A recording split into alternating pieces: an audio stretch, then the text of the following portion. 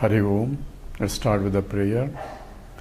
Om Sahana Vavatu Sahana Bhunaktu Sahaviryam Karavavahai Tejasvinavadhitamastu Mavid Vishavahai. Om Shanti Shanti Shanti. Chinmayam Vyapiyat Sarvam Trailokyam Sacharacharam Tatpadam Darsitam Yena Tasmai Sri Gurave Namaha. Sri Gurubhyo Namaha. Hari Om. Yesterday, when we introduced the Maya Shakti, so Maya Shakti is the power, a potential power that rests with Ishvara. Ishvara is a conscious entity. So essentially, Brahman identifying with the Maya Shakti is Ishvara, because Ishvara has to be a conscious entity, and any consciousness is Prajnanam Brahma. We said he is nothing but Brahman himself. So Brahman identifying with the Maya Shakti for creation is Ishvara. From Brahman point, from a Paramarthika point, there is no creation. Therefore, there is no Ishvara also, and there is no Maya Shakti also. So Maya Shakti is not really real, because the only thing that is real is Brahman. But since it is apparent in the creation of the apparent universe, therefore it is only Mithya. So Maya Shakti is also Mithya, and Ishvara is also Mithya. And Ishvara, using Maya Shakti, projects the whole universe. That's what we said. Maya Shakti has two components. We said one is the Avarna Shakti and Vikshepa Shakti. Avarna Shakti is covering it. That means covering the reality that I am Brahman, and Vikshepa Shakti is projecting the plurality in the process. Both are involved as a part of Maya Shakti. How to appreciate that? We also give an example. This is similar or identical to what happens at the Jiva level. When I go to dream state, when I sleep in a pitch dark room and an air conditioned room, and when I dream, I project the dream world. So I am a conscious entity projecting a dream world, and based on the suppressions and oppressions of the waking state.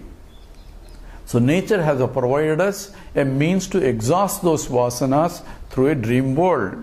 And dream projection came into picture because of my sleep. So Nidra Shakti is similar to Maya Shakti, and it has a power of two things similar to Maya Shakti. One is Avarna Shakti, another is Vikshepa Shakti. Avarna Shakti is covering it. What am I covering in the sleep state? Nidra Shakti or sleep covers that I am a waker. So I forget that I am a waker sleeping comfortably in the AC room. That is covered, and now in the process I am projecting Vikshepa Shakti. I am projecting a plurality. On what basis? On the basis of the vasanas that I have. Those are the suppressions and oppressions of in the mind. So those are the vasanas. They really help in the projection. So the type of projection that I am doing, I should have the knowledge of what I am creating in the dream world. Without the knowledge, I cannot dream. So I cannot create in my dream world Gaga Boo Boo. Why? Because I don't know what is Gaga Boo Boo is. So I never dream of Gaga Boo Boo unless I know what it is. So anything that I create in my dream, I should have the knowledge of. Whether I remember or not, whether it's coming from the samskara or the memory, coming from this life or in the previous lives. I may be assembling things from that I can create. For example, I can create in my dream a rabbit with the horns. Even though I have not seen in my waking world a rabbit with horns, I can still create in my dream because I know what is a rabbit and I know what are the horns. So I can assemble something that I don't experience in the waking state, but I have the knowledge of the components for me to create. So I have the creative power, and that comes from the Vikshepa Shakti. But also we mentioned, I forget that I am the creator, and I also enter into my dream world as one of the subjects in my dream, forgetting that I am the waker and I am the creator of this whole world. And that is exactly happens on the macro level. Brahman creating as an Ishvara using Maya Shakti, now as though enters into Jiva as a Jiva and forget that it is my own creation, and then looks at the world as world is different from me. I am a subject and this is an object. That's how we started our analysis. So therefore, if you look at the dream world, and there is a parallelism that nature has provided for us to extract the truth about the actual world also, or waking world also. So identical situation is there. There are some differences that we should know. One is, I cannot realize in the dream state, because for realization I need Nitya, Anishtya, Vastu, Viveka. What is real and what is not real, or what is temporary, I should be able to discriminate that, and the discriminative intellect is not available in the dream because I am in the dream state. If I have that discriminative intellect, I don't dream at all. Therefore, in the very dream is caused because of my intellect is in the low web. Only the mental projections with the help of intellect is coming, but intellect is not completely capable of discriminating. Implication is, I cannot realize in the dream state. I had to be awakened to realize. And the second aspect of it is, in the case of dream state, for me to realize that I am a waker, I had to go out of that state and get up. When I am awakened, then I know that all the dream world is only my own projection. It is just Advaita. That means it is only me projecting the plurality. So plurality is not really reality, and that knowledge comes only when I am awakened to the higher state of consciousness, that is waking state.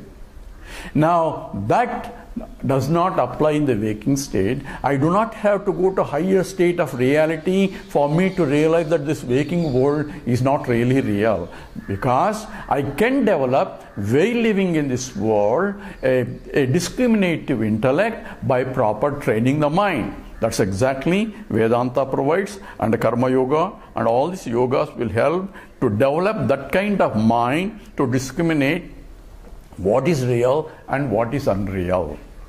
Therefore, realization can occur in the waking state. I don't have to transcend the waking state for me to realize that this waking state is not real. Just as in the case of dream, I had to transcend, I had to drop that body, mind and intellect of the dream world and come back to this waking body, mind and intellect for me to recognize the whole dream world is not real. Whereas in this waking world, I can use the discriminative intellect to understand what is real while still seeing the plurality. So that has to be clearly understood. Therefore, I can be a Jivan Mukta, one who is liberated while living in this world, where using the proper discriminative analysis, I can realize I am the totality in spite of the plurality. That understanding can occur in the waking state with proper knowledge, and that's what Vedanta becomes a pramana for that. So realization can be there, but once the realization, what I am realizing, I am Brahman, that means I am totality. That knowledge is there. That knowledge eliminates the ignorance. Knowledge only eliminates the ignorance. That means Avarana Shakti part is removed. But Vikshepa Shakti will still be there, because as long as the body, mind and intellect are there, I will be still seeing the plurality, because that is the nature of body, mind and intellect. So mind always sees through sense organs the universe. Therefore, plurality is still seen or perceived. So Vyavaharika Satyam will be still there, but I understand through analysis and realize, not only understand and realize that I am the totality that pervades all this plurality. that understanding, but still operating through the body, mind, intellect, the Vyavaharika Satyam or the plurality. So Jivan Mukta, one who is liberated, he is having a clear understanding of what is the totality. At the same time, he can operate at the locality where he has the body, mind, intellect, and also he sees the world around. This also has to be understood. So Jivan Mukta, while living in the world, using the body, mind, intellect, recognize that body, mind, that particular body, mind, intellect is only equipment, a local equipment, whereas he pervades everything. So Yomam Pasyati Sarvatra Sarvancha Mai Pasyati, the one who sees everything in me, and everything is, or me pervades everything also. That Yomam Pasyati Sarvatra, who sees me everywhere and everything in me, he cannot but be away from me. So that realization can occur in the waking state. So we have analyzed the macro system and the micro system. This is parallel, and this is what is being analyzed in the Mandukya Upanishad exhaustively. We go a little bit of it, but at least we got exposed to what exactly the Upanishadic teaching is, where the dream example is utilized in order to understand the waking world also. And Gaudapada, in fact, gives exhaustive commentary on the Upanishad, the Mandukya Karika, where Vaichatya Prakaranam takes this dream example as an explanation in terms of why this world is also mithya. And this we have to have clear understanding. Whenever we have questions about this, we can go back to the dream example and analyze the system.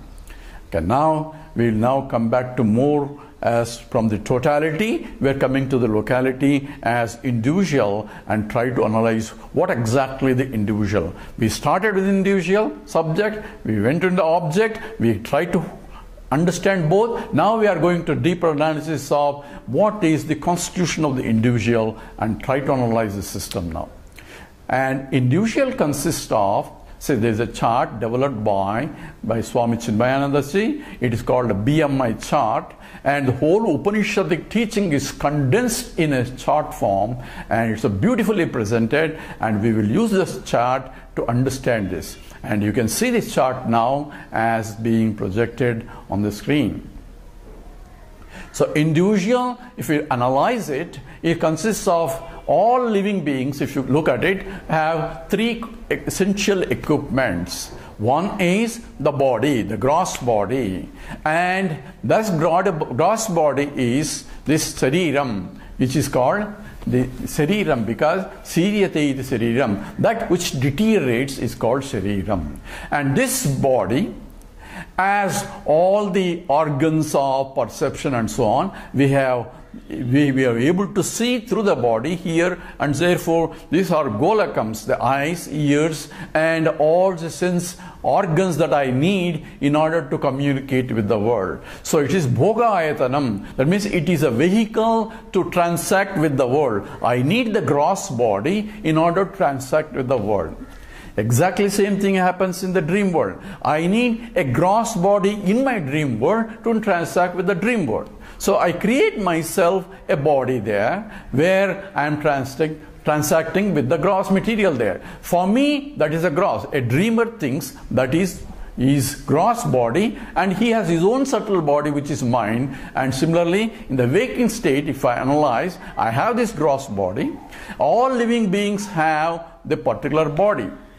And what kind of body I have, who determines that? We already said it is the vasanas that are stored in my previous life will be bringing back, which are ready to exhaust, and I need a conducive body to exhaust those vasanas.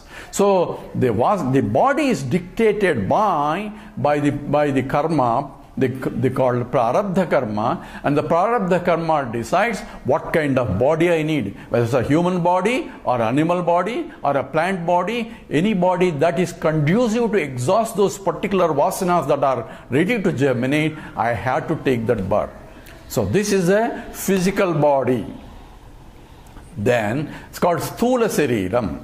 And Sthula Sariram consists of Takman, Sarudaras, Snayu, Medo Majjasti Sankulaha, So this is in the Viveka Chudamani, Shankaracharya describes it is tvak, mamsam, rudiram, all that. It's essentially skin and the fat and all this mamsam. Everything else is part of packaging, and it looks, the material looks beautiful from the point of way it is been structured, because that's how Lord has blessed us with this kind of body for us to transact. Why is he blessing? Because that is the body we need in order to exhaust. So don't complain about your body, because that's the demand by your own prarabdha karma, because that's what is needed in order to exhaust the vasanas.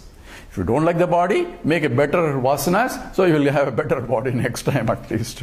So this body is the sthula sariram, gross, which can be perceived. So gross is that which can be perceived through pratyaksha pramana. That's important.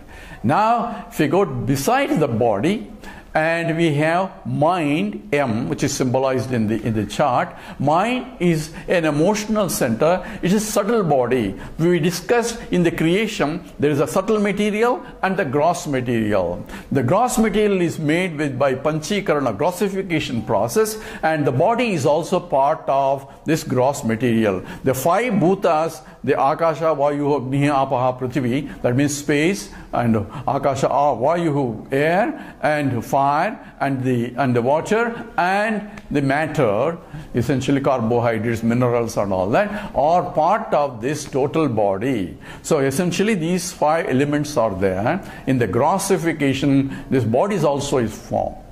And there is a subtle material we mentioned. That subtle material is forming a subtle body. Subtle body consists of subtle, which means that which pervades a lot more than the body. Body is only in a particular, whereas the mind and intellect can go into subtle fields beyond the body also. Therefore, that subtle body consists of predominantly the mind and intellect.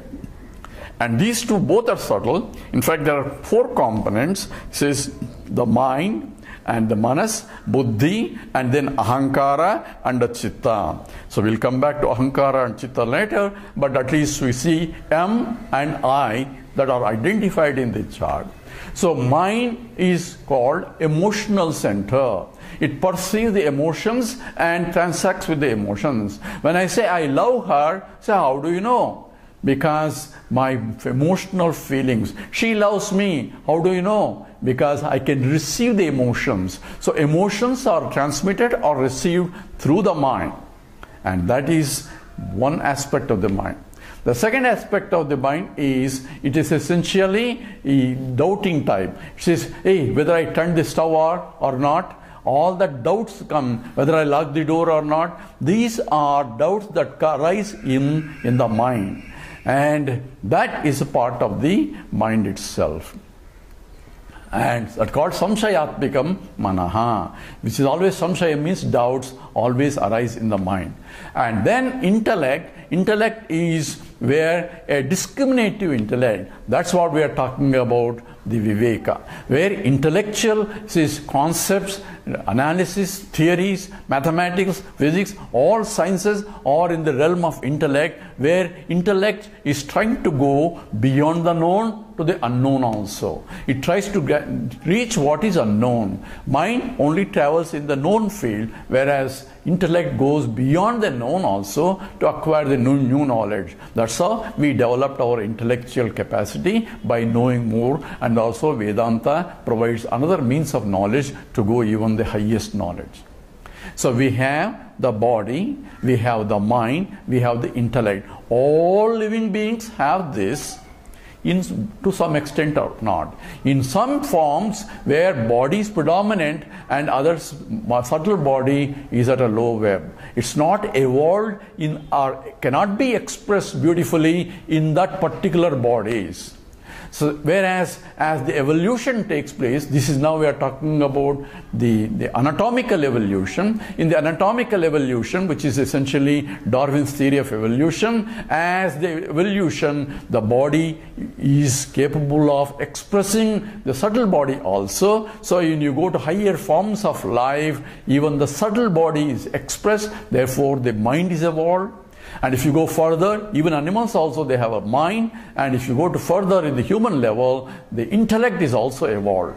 And in fact, in the human state only, the intellect can rise to that, what Aldous Huxley calls it as conceptual thought. I can develop a concept and conceptual thought, imagine, and therefore you can see mathematics, sciences and all that evolving out of this. So through the body, I perceive the world of objects. Through the mind, I feel the emotions of the feelings and emotions. And through the thoughts, I gather knowledge through the thoughts. So I have the objects, emotions and thoughts are coming from external and interacting with the external world. I am a feeler, thinker and the perceiver, feeler, thinker that I am, using those equipments, interacting with the world. So we'll go back into the analysis of the BMI. Again, I will stop here at this time. Om Purnamada Purnamidam Purnat Purnamudachyate Purnasya Purnamadaya Purnameva Vasishyate. Om Shanti Shanti Shanti.